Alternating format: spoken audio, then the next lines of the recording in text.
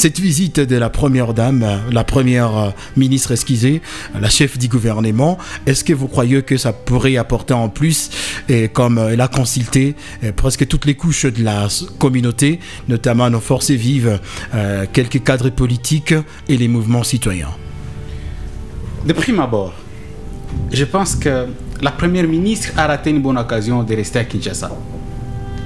Il n'a rien fait, il est venu... C'était pas important? Non, mais qu'est-ce qu'elle est venue faire? Que du tourisme. Il n'avait rien à faire. Elle a consulté des différentes couches de la communauté. Je vous explique. Voilà. Vous savez, du 14 au 16 août 2023, il y a eu une table ronde qui s'était tenue à Kinshasa sur l'état des sièges. Justement. Des recommandations ont été faites. Et la majorité, c'était pour la levée pure et simple de l'état des sièges. Parce qu'il y avait 3 camps. Il y avait un camp de la levée, il y avait un camp du maintien, et il y avait un camp de la réqualification. Voilà. Or, la constitution de notre pays ne parle même pas de la réqualification. Soit... Non, on ne devrait pas reconduire l'état de siège. Non, mais écoutez, soit c'est l'état normal, soit c'est l'état d'urgence, soit c'est l'état des sièges, soit c'est l'état de guerre. Ça, c'est ça la réqualification. Voilà. Et moi, je suis de ceux qui pensent et ceux qui sont convaincus que l'état des sièges, c'est une mauvaise solution au vrai problème de l'insécurité. Et la population est consciente. Et la majorité des Congolais, on a déjà dit, l'état des sièges a échoué complètement. Alors, vous savez, aucun groupe armé n'a été défait par l'état des sièges. Aucun. Qu'est-ce qui avait empêché le président de la République, après avoir consulté presque, c'est pas tous les acteurs politiques et les membres aussi de la société civile à Kinshasa, qu'est-ce qui l'avait empêché selon vous à ne pas finalement lever l'état des sièges si la majorité était au moins d'accord? Mais vous savez, le président de la République, il n'écoute que ses émotions et ses humeurs et les mauvaises informations. Il n'écoute pas la voix du peuple, parce qu'il n'est pas issu du peuple. La voix du peuple, c'est entre le mot de comment je peux dire, de députés nationaux, les parlementaires. Et récemment, ils ont voté pour la reconduction de l'état des sièges, pour dire que c'est les peuples déjà représentés, mais c'est espoir. Les députés, bon, on sait tous comment est-ce que nombreux d'entre eux sont devenus députés. Comment vous pouvez faire porter la casquette au président de la République pendant ce sont les autres députés qui ont été d'accord pour la prorogation de l'état des sièges? L'état des sièges, c'est la vision du président Tshisekedi. Qu'est-ce qu'il éprouve?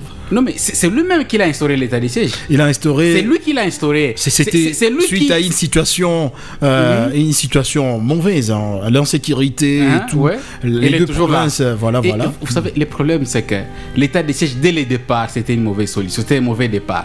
Vous savez, la question de la défense, c'est une question qui émane du gouvernement central. Ce n'est pas une question qui émane du gouvernement provincial. Quand on change les gouverneurs civils, on change les bourgmestres, on change les administrateurs des territoires pour y amener des militaires, des policiers, ben, on a vu les résultats. Avant l'état des sièges, il n'y avait pas les M23. Les M23 sont venus, ils ont retrouvé pendant l'état des sièges. Aujourd'hui, je mets quiconque au défi de me dire quel est le seul groupe armé qui a été défait militairement par l'état des sièges. Aucun. Au contraire, pendant l'état des sièges, il y a des groupes armés qui sont nés. Et il y a des terrains, il y a des pans de terre. Les gouverneurs s'occupent de l'administration. Voilà. Depuis quand? De l'administration. Et puis il y a d'autres généraux qui s'occupent de la guerre. Je pense que l'émission a aussi un caractère pédagogique. Justement. Voilà. Vous savez, quand l'état des sièges a été instauré, les gouverneurs militaires, c'était Constant Dima au départ. Voilà. Il avait non seulement la charge de l'administration, et la charge, c'était aussi le commandant des opérations. Ok? Quand il y a eu le carnage de Ouazalendo, le 30 août 2023, quand on a tué, c'est encore le bilan de l'état des sièges, c'est encore le bilan de Tshisekedi. Quand on a tué de Ouazalendo à Nyabushongo, on a rappelé officiellement Constant Dima à Kinshasa pour le faire remplacer par Peter Chirimwami, qui est actuellement gouverneur. Peu de temps après... Et par rapport à lui, il n'y a pas eu un changement. Attendez, par rapport à peu de temps après, on l'a dit, ben, vous allez vous occuper uniquement de l'administration et les questions militaires vont revenir à un commandant qui sera chargé des opérations. Mais à quoi sert finalement l'état des sièges? À quoi sert l'état des sièges? Parce que l'état des sièges, c'est pour amener la sécurité, c'est pour nous donner la paix. Et nous n'en avons pas. La paix est en train de disparaître. À Goma, on tue tous les jours. Il y a crépitement de balles chaque jour à Goma. Allez, ben, vous pensez que c'est à la tête toujours, on doit mettre tout ça à la tête de Tshisekedi, du gouverneur? Non, ça c'est à la tête de Tshisekedi. Comment ça? Si l'état des sièges a échoué, il ne peut pas être partout. Ben, vous savez pourquoi on l'appelle... Il est représenté quand même. Voilà, c'est ce que j'allais dire. Vous savez pourquoi on l'appelle le commandant suprême, les chefs de l'État, les garants du bon fonctionnement des institutions. Monsieur Ngalou il ne peut pas venir dans nos quartiers pour ramasser la poubelle, non. À qui profite l'état des sièges? Puisque vous dites qu'il y a le président de la République déjà, qui ne veut pas qu'il y ait la levée de l'état des sièges. La fois dernière, ils ont été invités à Kinshasa. On a vu voilà, des différents acteurs aller représenter les gouvernements de chefs coutumiers. Et la majorité était d'accord pour la levée définitive de l'état des sièges. Et vous incitez que c'est là vient du président de la République. À qui profite? Est-ce que on peut dire c'est le président de la République ou soit ce sont nos députés qui votent toujours la reconduction tout le temps, chaque fois à l'Assemblée lorsqu'on pose la même question? Alors ça c'est une question très capitale. Je pense même que c'est la question principale dans cette émission. À qui profite finalement l'état des sièges? En 2022, aux Nations Unies, le président de la République avait dit il ne va pas lever l'état des sièges tant que les conditions qui l'ont poussé à instaurer l'état des sièges ne sont pas encore terminées. C'est ce qu'il avait dit, le président de la République. Voilà. Et aujourd'hui... Mais la situation reste tendue. Au contraire, la situation s'est empirée. La situation n'est plus la même. Avant l'état des sièges, le gouvernement congolais contrôlait les territoires de Massissi entièrement, les territoires de Nyiragongo entièrement, les territoires de Walikale entièrement, les territoires de Rutshuru entièrement. Aujourd'hui, ce n'est plus le cas. Mais non, demandons-nous, avec la réponse à votre question, à qui profite l'état des sièges? Voilà. La première personne qui bénéficie de l'état des sièges actuellement, c'est Tshisekedi. Comment? Avez-vous des preuves? Bien sûr. Ouais. C'est son projet, c'est sa vision. C'est lui qui l'a instauré. C'est lui qui a la main pour la lever. Soyez explicite. Comment le président de la République en profite? Le fait qu'il maintient l'état des sièges depuis 2021, ça veut dire c'est lui qui en bénéficie. C'est pas lui, ça vient de nos députés votés. Non, mais représentés par la population. Attendez. Il y a toujours un projet de loi décidé au Conseil des ministres de chaque vendredi. Présidé toujours par le président de la République. Les députés nationaux ne votent pas juste quelque chose qui n'existe pas. C'est le ministre de la Justice, sous l'impulsion du président Tshisekedi, sous sa vision du président Tshisekedi, qui donne ces projets de loi à l'Assemblée nationale pour que les députés puissent voter. Ça, c'est la vision du président de la République. C'est sur base de la volonté du peuple qui est représenté à l'Assemblée nationale. Le président ne peut pas aller à la contre de la volonté du peuple. Et lui, il considère qu'il y a les députés qui sont là, qui représentent le président est contre le peuple. Donc, il est contre la volonté du peuple. Les députés, c'est déjà la représentation du peuple. C'est que si la majorité est d'accord, lui, il ne peut pas interférer. Vous savez, les peuples dans les députés de l'ensemble, ils sont aussi... Ils ne votent jamais. Ils n'ont jamais voté. Ils n'ont jamais voté pour la prorogation de l'état des sièges. Contrairement à votre parti. Vous avez un député. Je ne sais même pas si votre parti a un député, mais bon, ça c'est juste une parenthèse. Et vous savez, ça c'est le premier bénéficiaire, le président Tshisekedi. Oui. Le deuxième bénéficiaire, c'est le ministre de la Justice. Parce que c'est lui qui donne la proposition, qui donne le projet de loi. Tu légalises et tout. Exactement. Ça c'est le deuxième. Le troisième bénéficiaire, ce sont les commissionnaires autour du président Tshisekedi et dans notre armée. Ce sont des gens, l'état des sièges, quand vous voyez juste l'argent qui était affecté à l'état des sièges, mais l'argent qui est arrivé à destination, il n'y a pas match.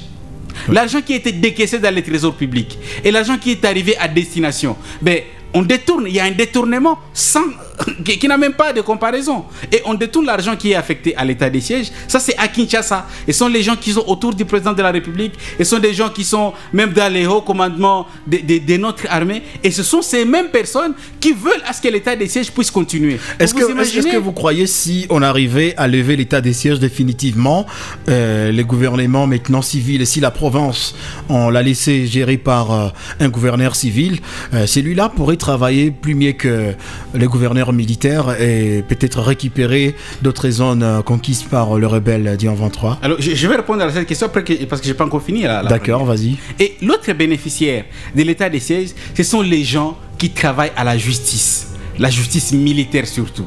Vous savez, aujourd'hui, par exemple, dans la ville de Goma, vous avez un problème avec une personne, juste un problème privé particulier, moi et Fidèle, moi et Alain, nous avons un problème.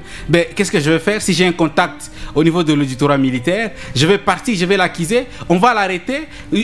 On va même pas écouter qui a tort, qui a raison, directement à Mouzézé. Et quand il est à Mounzenzé, on lui dit, si tu veux quitter, tu nous donnes l'argent pour qu'on te donne la liberté provisoire. Et cet argent pour donner la liberté provisoire, c'est dans les poches des individus qui sont qui travaillent. Vous n'avez pas des preuves, mais c'est comme un autre artiste, Idengo, qui est actuellement aux arrêts. Vous n'êtes pas encore au courant. Voilà un cas, voilà les cas. C'est surprenant. Il y a un autre activiste qui s'appelle Isambiro, qui est également arrêté actuellement en Mounzenzé. Et vous savez, ils ont été arrêtés pourquoi? Uniquement parce qu'il est artiste, parce qu'il a chanté pour demander à ce que les militaires puissent être plus actifs et tout. Et un autre cas. Et tout ça, vous accusez l'état de siège? Mais oui. Un autre cas, Mohamed gouvernement civil, il serait toujours arrêté. Mohamed Sondongo qui a été arrêté parce qu'il a dit l'état de siège a échoué. Uniquement ça. Mais, et vous n'êtes pas encore au courant. Vous le dites toutes les nuits, on va y arriver parce que jamais. Le président. Je l'ai dit à chaque moment. On ne m'arrête jamais. Comment voulez-vous? La question, c'est vous n'êtes pas au courant. S'il vous plaît. Vous n'êtes pas au courant qu'il était arrêté. On va arriver vers vous, monsieur Alain Nzeza. Non, attends, je pense que c'est une question importante qu'il a posée. Et je suis surpris de voir quelqu'un qui vit à Goma comme Alain Nzeza, qui n'est pas au courant que Mohamed Sondongo King a été. Pourtant, les audiences sont publiques. Hein? Vous pourrez même y prendre part. Il a été arrêté. Les seules preuves qui ont été montrées, c'était les captures d'écran de ces tweets qui disaient l'état de siège a échoué, mettait fin à l'état de siège. C'était uniquement ça. Et il a été arrêté pour ça. Il a été condamné à 5 ans de prison, au premier et au second degré. À 5 ans de prison. Des arrestations arbitraires, ça se comprend, ça. Okay. Ah, ça se comprend, mais je sais que je m'ai dit, est-ce que s'il y avait les gouverneurs civils, vous croyez que ces gens-là ne seraient toujours pas arrêtés? Et quand on commet par exemple les mouvements citoyens, parce qu'à l'époque de Cassivita, on a vu des mouvements citoyens dans lesquels vous étiez même, il y a la Lucha et d'autres qui faisaient pression au gouverneur Cassivita et d'autres comme J.D. Kaongia. Il y avait toujours des grèves et certains étaient répondre à cet auditeur qui partage son point de vue qu'il n'est pas d'accord avec l'allègement, mais plutôt sa suppression définitive. Oui, effectivement, l'auditeur qui n'a pas signé ce nom, je le salue en passant évidemment. Voilà. Il n'a même pas cité le quartier, mais je sais que c'est sûr qu'il est en train de nous suivre. Alors, par rapport à sa question, avant d'abord de répondre à sa question, je pense qu'il faudrait ici souligner, comment dirais-je, la haine qui quelquefois traverse certains membres de l'opposition, dont Espoir Ngaloukié. Pourquoi j'utilise un mot dur? Parce que il ne veut pas, comme il le dit toujours, il ne veut pas comprendre qu'il y a séparation de pouvoir. Il ne veut pas comprendre que nous ne sommes pas pendant la campagne, qu'il le veuille ou pas. Tshisekedi, Antoine Félix est chef de l'État. Il ne veut pas. Il dit qu'il a failli. Accepter que c'est irresponsable de ne pas reconquérir. Non, il ne veut pas accepter que du résultat sorti des urnes, il y a plus ou moins 25 députés de l'ensemble qui siègent et ne représentant pas la majorité. Ils ne peuvent pas prendre une décision. Plutôt, ils ne peuvent que subir. Et c'est ça la loi de la majorité. C'est normal que quelquefois, quelle que soit votre position, qu'elle soit bonne ou mauvaise, que la majorité prime toujours. Quand il veut accuser le chef de l'État de tout sauf de rien. Le magistrat suprême. Il est quand même le magistrat suprême. Et les pères de famille séparés toujours. Non. En politique, il n'y a pas question de père des familles. Il n'y a pas question. Ici, nous ne parlons pas. C'est les garants de la nation, le président. Au magistrat suprême ou pas. Non, c'est par rapport à quoi? À sa volonté de répondre aux déshydratats de la population. Dans quel sens? Si le chef de l'État avait besoin d'éterniser l'état de siège, il n'enverrait jamais la première ministre au niveau de notre province de Nord Kivu. Il prendrait ses décisions telles qu'il le voulait ou sans pour autant consulter. Si quelqu'un prend sa volonté de consulter la base, de consulter toutes les couches de la société, dont l'opposition, elle a été aussi consultée par la première ministre, n'est-ce pas? Non. On voit les acteurs politiques. Mais attends, la société civile. Ce n'est pas parce que Espoir Ngaloukié n'a pas fait partie de la délégation de l'opposition qui sont allés voir la première ministre que directement il doit dire qu'ils n'ont pas été consultés. L'essentiel c'est quoi? L'essentiel c'est que le chef de l'État nous a prouvé déjà par l'envoi de la première ministre qu'il veut répondre à la volonté de la population. Mais il y a lui qui dit que, Espoir qui dit que tout émane du président de la République, la dernière décision du maintien ou du lever. Non, ce n'est pas Espoir ou l'allègement. C'est la Constitution qui le dit. Ouais. Ce n'est pas Espoir. Non, c'est à lui de décider. Espoir ne fait que nous dire ce que dit la Constitution. C'est au chef de l'État le dernier mot. D'ailleurs, même dans le point de presse de la première ministre, elle nous a fait voir qu'elle est venue juste écouter tout ce que proviendra de la population et la décision reste au chef de l'État. Voilà. Et nous estimons que le chef de l'État, démocrate de son État, il pourra entendre les cris d'alarme de notre population. Il aurait dû le faire depuis longtemps alors, parce qu'il y a Espoir qui a évoqué les mêmes points. Il avait appelé les chefs coutumiers, les membres de la société civile. Ils sont partis à Kinshasa pour représenter les deux provinces et la majorité a été d'accord pour lever de l'état des sièges, mais rien n'a été pris comme décision. Non. Là, c'est que la faute revient toujours au président. Vous donnez espoir à Espoir la raison. Espoir dans le sens que l'état des sièges, après, à l'issue de ces concertations qui ont eu lieu à Kinshasa, il y a eu allègement de certains points, dont, comme il l'a dit, la prise en otage de la justice militaire de tout. La justice militaire, à l'époque où il n'y avait pas encore allègement de l'état des sièges, la justice militaire s'occupait de tout sauf de rien. Il y a il y a certaines activités politiques que nous et Espoir nous ne pouvions pas exercer à l'époque. Oui. Il y a autant de choses qui ont été allégées. Est-ce que c'était important alléger ou lever définitivement? Oui, vous savez, monsieur les journalistes, le chef de l'État, dans son pouvoir discrétionnel, sait comprendre à travers les différentes informations qu'il reçoit de nos différents services, que ce soit militaire ou civil. Répondre à cet auditeur qui partage son point de vue qu'il n'est pas d'accord avec l'allègement, mais plutôt sa suppression définitive. Oui, effectivement, l'auditeur qui n'a pas signé ce nom, je le salue en passant évidemment. Voilà. Il n'a même pas cité le quartier, mais je sais que c'est sûr qu'il est en train de nous suivre.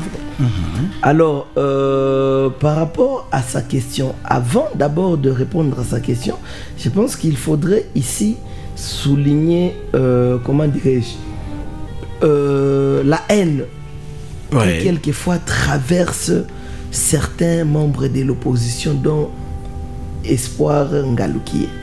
Pourquoi j'utilise un mot dur? Parce que il ne veut pas, comme il le dit toujours, il ne veut pas comprendre qu'il y a séparation de pouvoir.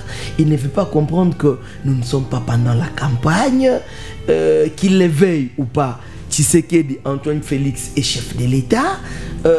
Il ne veut pas. Il dit qu'il a failli. Accepter que c'est irresponsable de ne pas reconquérir. Non, il ne veut pas accepter que du résultat sorti des urnes, il y a plus ou moins 25 députés de l'ensemble qui siègent et ne représentant pas la majorité. Ils ne peuvent pas prendre une décision, plutôt ils ne peuvent que subir. Et c'est ça la loi de la majorité. C'est normal que quelquefois, quelle que soit votre position, qu'elle soit bonne ou mauvaise, que la majorité prime toujours. Quand il veut accuser le chef de l'État de tout sauf de rien, le magistrat suprême. Il est quand même le magistrat suprême. Et les pères de famille, c'est pareil toujours. Non. En politique, il n'y a pas question de père de famille. Il n'y a pas question. Ici, nous ne parlons pas. C'est les garants de la nation, le président. Au magistrat suprême ou pas. Non, c'est par rapport à quoi? À sa volonté de répondre aux déshydratats de la population. Dans quel sens? Si le chef de l'État avait besoin d'éterniser l'état des sièges, il n'enverrait jamais la première ministre au niveau de notre province de Nord Kivu. Il prendrait ses décisions telles qu'il le voulait ou sans pour autant consulter. Si quelqu'un prend sa volonté de consulter la base, de consulter toutes les couches de la société dont l'opposition, elle a été aussi consultée par la première ministre, n'est-ce pas? Non. On voit les acteurs politiques. Mais attends, la société civile. Ce n'est pas parce que Espoir Ngaloukié n'a pas fait partie de la délégation de l'opposition qui sont allés voir la première ministre que directement il doit dire qu'ils n'ont pas été consultés. L'essentiel c'est quoi? L'essentiel c'est que le chef de l'État nous a prouvé déjà par l'envoi de la première ministre qu'il veut répondre à la volonté de la population. Mais il y a lui qui dit que, Espoir qui dit que tout émane du président de la République, la dernière décision du maintien ou du lever. Non, ce n'est pas Espoir ou l'allègement. C'est la Constitution qui le dit. Ouais. Ce n'est pas Espoir. Non, c'est à lui de décider. Espoir ne fait que nous dire ce que dit la Constitution. C'est au chef de l'État le dernier mot. D'ailleurs, même dans le point de presse de la première ministre, elle nous a fait voir qu'elle est venue juste écouter tout ce que proviendra de la population et la décision primaire reste au chef de l'État. Voilà. Et nous estimons que le chef de l'État, démocrate de son État, il pourra entendre les cris d'alarme de notre population. Il aurait dû le faire depuis longtemps alors, parce qu'il y a Espoir qui a évoqué les mêmes points. Il avait appelé les chefs coutumiers, les membres de la société civile. Ils sont partis à Kinshasa pour représenter les deux provinces et la majorité a été d'accord pour lever de l'état des sièges, mais rien n'a été pris comme décision. Non. Là, c'est que la faute revient toujours au président. Vous donnez espoir à Espoir la raison. Espoir dans le sens que l'état des sièges, après, à l'issue de ces concertations qui ont eu lieu à Kinshasa, il y a eu allègement de certains points, dont, comme il l'a dit, la prise en otage de la justice militaire de tout. La justice militaire, à l'époque où il n'y avait pas encore allègement de l'état des sièges, la justice militaire s'occupait de tout sauf de rien. Il y a il y a certaines activités politiques que nous et Espoir nous ne pouvions pas exercer à l'époque. Oui. Il y a autant de choses qui ont été allégées. Est-ce que c'était important alléger ou lever définitivement? Oui, vous savez, monsieur les journalistes, le chef de l'État, dans son pouvoir discrétionnel, sait comprendre à travers les différentes informations qu'il reçoit de nos différents services, que ce soit militaire ou civil, sur l'évolution d'une quelconque question, dont la question sécuritaire au niveau de notre province du Nord Kivu, n'est-ce pas? Alors, c'est après qu'il ait toutes ces informations qu'il a jugé bon, en dépit, je l'ai dit et je le confirme, en dépit de toute la volonté ou de la majorité de ceux qui ont décidé de pouvoir lever, déjà à l'époque de cette conférence sur l'état des sièges, de pouvoir lever l'état des sièges, le chef de l'État a jugé bon d'abord d'alléger, n'est-ce pas? Et aujourd'hui, il est en train d'aller lever l'état des sièges. Pour l'intérêt de qui? Pour l'intérêt de toute la population. Non, on ne peut pas s'attendre au lever définitivement de l'état des sièges, quand vient de déclarer ici cet auditeur que lui aurait souhaité qu'il y ait...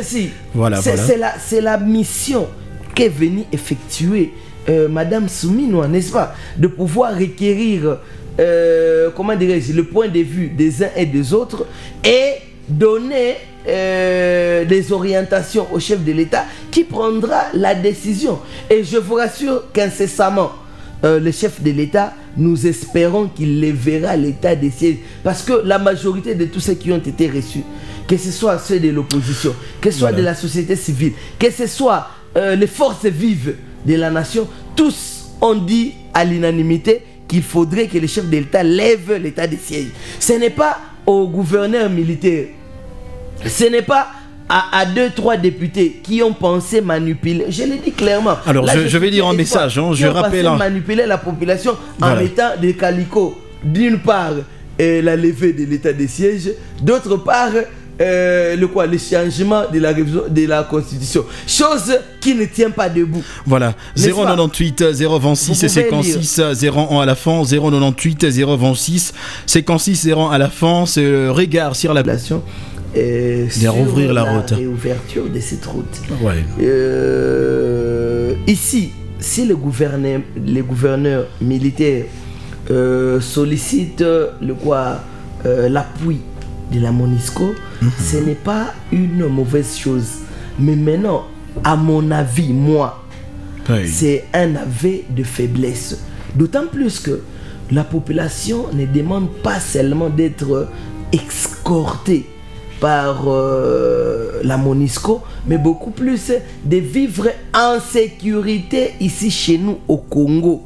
C'est ça l'exigence, à travers le message de cette femme. Est-ce qu'il y a pas un risque vraiment?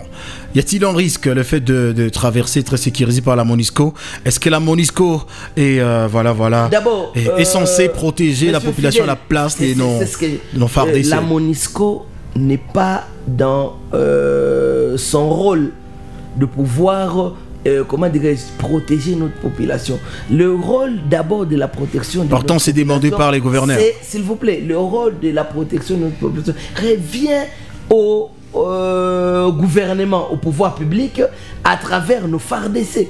Et comme nous sommes dans l'état de siège, c'était une occasion de plus que le gouverneur devait saisir pour pouvoir sécuriser la population au lieu de se plaindre. Quand lui déjà se plaint. Comment sécuriser les commerçants pendant que ce sont des zones conquises par les rebelles du 23? Donc qu'ils se mettent à récupérer ces zones et par après il pourra non seulement envoyer un convoi MONUSCO pour sécuriser la population, mais beaucoup plus le convoi FARDC. Voilà. Et il ne faudrait pas ici qu'on nous fasse voir que l'État congolais ou nos services sont tellement faibles que tout doit passer par la MONUSCO. Finalement, est-ce que c'était le rôle de l'État de siège? C'était pour venir récupérer le coin qui ont été pris jadis par les rebelles et puis sécuriser notre population. Si nous commençons à recourir à la MONUSCO, quelque part c'est un aveu d'échec, chose qui nous confirme que l'état de siège doit prendre fin. Que les gouvernements puissent fournir des fonds pour récupérer des zones conquises. Alors je récupère encore Messie Espoir Ngalukiye et les gouvernements provinciaux du Nord Kivu a demandé à la MONUSCO de sécuriser les commerçants sur la route Goma-Minova pour favoriser l'approvisionnement en vivres. Vous saluez cette initiative? En fait, j'ai honte à la place du gouverneur. Ça fait très mal de voir une autorité censée vous protéger aller recourir, demander à d'autres personnes de vous protéger. Parce que dans les lacs, il y a déjà les dangers, il y a des naufrages, beaucoup d'autres problèmes. En fait, on est tous sans ignorer que Goma est presque quadrillé actuellement par les terroristes du M23. Voilà. Et quand un gouverneur de province dit ça, ben, la seule chose que je comprends, c'est qu'il a un point commun avec le président Félix Tshisekedi. C'est de sous-traiter notre sécurité.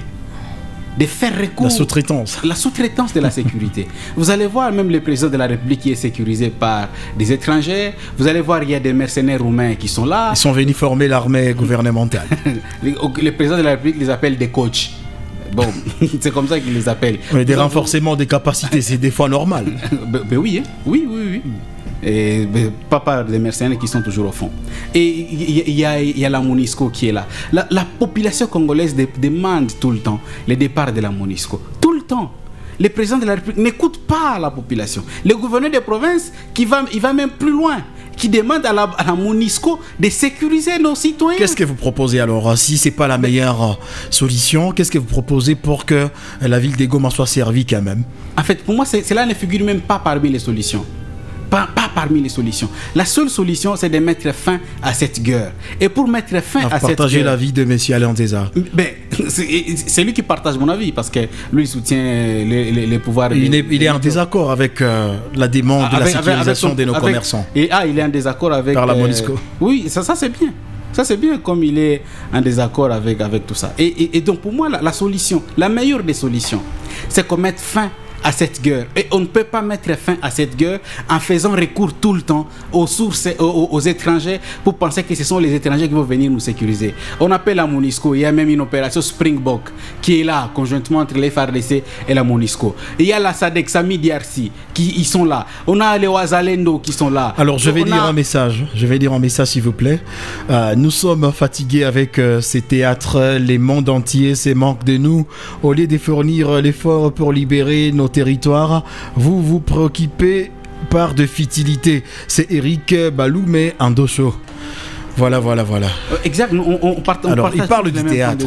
Théâtre à quel sens? Bon, je ne sais pas, il faisait allusion à quoi exactement. Peut-être au théâtre quand les gouverneurs des provinces se plaignent. J'aime bien quand même mon co-débatteur dénonce le fait que les gouverneurs se plaignent. C'est pas normal. C'est anormal que même un président de la République se plaigne tout le temps. Parce qu'on ne peut pas soigner une maladie en criant tout le temps les noms de la maladie. On soigne la maladie en prenant les médicaments. Les médicaments font toujours très mal, mais il faut toujours les prendre. Quand on crie tout le temps, on est agressé, nous sommes conscients, nous le savons. Mais la solution, c'est pas qu'un parent pleure, les enfants pleurent aussi. Ben, qui va trouver la solution? Alors, avant de chuter, je vais demander à Messie Alain de formuler quelques recommandations, si vous en avez pour notre gouvernement, au niveau de la province et au niveau national. Et aussi, en conclusion, qu'est-ce que vous dites de ces déplacements de notre première ministre, la chef du gouvernement? Oui, je pense que par rapport au premier point, nous faisons confiance au chef de l'État en réitérant son vœu de sécuriser notre population du Nord Kivu en particulier, et pourquoi pas partout où se vit aujourd'hui les guerres. Nous estimons qu'à travers tous les efforts qu'il continue à fournir, la paix deviendra une réalité dans notre province du Nord Kivu dans les jours qui viennent. Par rapport à l'état de siège, nous pensons qu'il le verra, cet état de siège, pour pouvoir permettre aux civils de reprendre le pouvoir et aux militaires d'aller faire le travail régalien qui leur est reconnu par la Constitution, de protéger les territoires nationaux. Par rapport à la demande du gouverneur, j'ai dit et je répète que c'est vraiment un aveu d'échec pour notre gouverneur. Un aveu d'échec. Voilà. Et ceci donne raison à tous ceux qui pensent que l'état de siège doit prendre fin. Parce que comment voulez-vous que dans une ordonnance vous nommant, on vous a demandé de récupérer certains coins qui ont été conquis par le M23 et sécuriser en général la population du Nord Kivu, et aujourd'hui vous vous rabattez sur la MONUSCO qui est venue en secours à notre armée. Voilà, vous avez été clair. Donc, voilà pourquoi donc le chef de l'État prendra la bonne décision qui ira dans la volonté de notre population. Le chef de l'État va prendre la bonne décision, ça c'est allé en déjà. En conclusion, vous avez un message ou des recommandations à formuler pour le gouvernement congolais, M. Espoir Ngalouki? Pour moi, la seule recommandation que je peux donner au gouvernement congolais, c'est de respecter le peuple. Depuis que l'état de siège est là, la gestion, la RDC a perdu plus de territoire qu'avant l'état de siège. Voilà. Et donc, pour moi, la visite de la première ministre n'avait aucune importance parce que tout a déjà été dit. Tout est déjà écrit, même depuis la table ronde qui s'était tenue en 2023. Et ils le savent, même les députés nationaux, ils le savent aussi. Et voilà. C'était pas important pour la première ministre de se déplacer parce que tout a été dit. Ça, c'est Espoir Ngalouki et toutes les propositions ont été proposées. Et c'est Espoir Ngalouki. Nous arrivons complètement à la fin de cette émission Regard sur l'actualité. Nous sommes en train de vous dire merci d'avoir été avec nous depuis le début jusqu'à la fin. C'était voilà, Fidèle Karouigé à la présentation de cette émission. J'ai été mise en onde par messieurs, il s'appelle Chris Vegas Moïno, et de l'autre côté, c'était celui qu'on appelle Oridi Moussanda. Je dis merci à messieurs le président fédéral des ADES, voilà, messieurs Alain Deza. Merci de vous avoir déplacé juste pour cette émission, messieurs Alain. Merci beaucoup, monsieur le journaliste, pour votre invitation et que ça ne soit pas la dernière.